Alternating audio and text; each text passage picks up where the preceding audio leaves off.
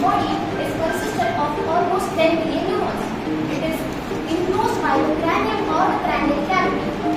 Also, the brain is surrounded by three membranes, which is also called as meninges. The three membranes namely are dura mater, which is the outermost, anechoic matter, which is the middle one, and the pia mater, which is the innermost membrane.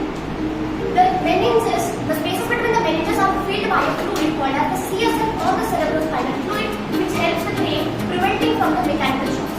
Primarily, the brain is made up of three parts, which is the forebrain, the midbrain, and the hindbrain. The forebrain, which consists of again three parts, which is the olfactory lobe, the cerebrum, which is the largest part of the brain, and the diaphragm. The first is the olfactory lobe, which is the small cube-shaped bodies and that receive the impulses from the sense of smell. The second is cerebrum, which is the largest part that can be seen in the brain, and it consists of two cerebral hemispheres.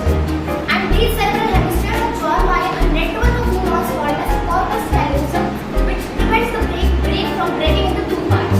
And also, the cerebrum is deeply folded to increase the surface area so that more neurons can be accommodated in it. The each cerebral hemisphere is consisted of four lobes, which can be shown in this figure. First is frontal lobe, which acts for muscular activity. Second is parietal lobe, which acts for touch, smell, and temperature. Third is occipital lobe, which is situated in back, which acts for visual perception. And fourth is temporal lobe, which acts for auditory perception. The third part of the forebrain is called as the diencephalon, which consists of the glands thalamus and then light and pressure. And whereas the hypothalamus consists the impulses for thirst, hunger, thermoregulation, sleep, stress, and etc. Third is midbrain, consists of two parts. First is cerebral peduncle, and second is oblique cerebral peduncle. Is divided into two parts. First is dura, and second is cerebrum, which connects forebrain to hindbrain. Hindbrain. Second is optic lobe, which is center of control of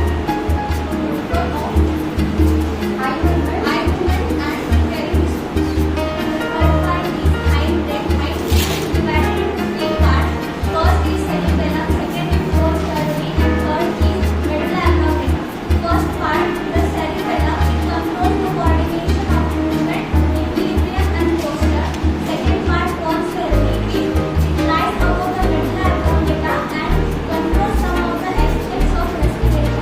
Third, medulla oblongata, it is the posterior part of the brain and continues in the spinal cord.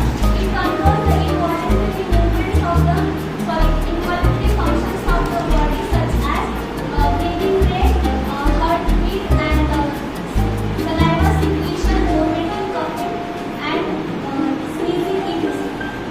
Okay. Yes. Wait.